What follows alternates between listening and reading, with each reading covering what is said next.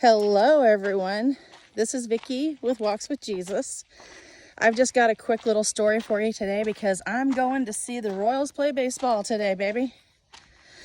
I think one time I did mention about my grandma Jewel and just how much she loved me, and she always told me how much Jesus loved me, and as a child of trauma, that really meant a lot to know that God loves me. And even now as an adult, that's a promise that I cling to be honest. But today I thought of a time when I was about probably 6 or 7, and like I said, my childhood was really traumatic and it was just crazy. So I was with a new family and we went down to Oklahoma to the Watermelon Festival, and there was my grandma's house, and then right next to it was a house we called Old Granny's house. And so I think she was my great grandma.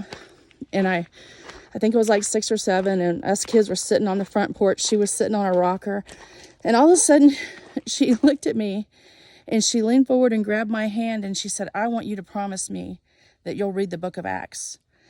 And I was just like, okay, I promise. And I had no idea what I was promising to, because like I said, I was just a kid, So later I told my mom about it, and she smiled and said, "That's because the book of Acts tells you how to become a Christian."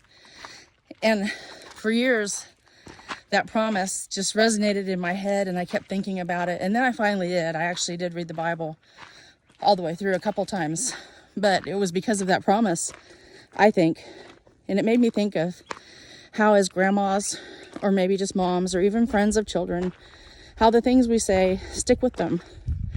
And you plant little seeds along the way, and who would have known that, 50 years ago, a little old woman sitting on a rocking chair on a front porch made a little girl promise to read the book of Acts. And now that little girl, I feel, has a pretty good relationship with Jesus Christ.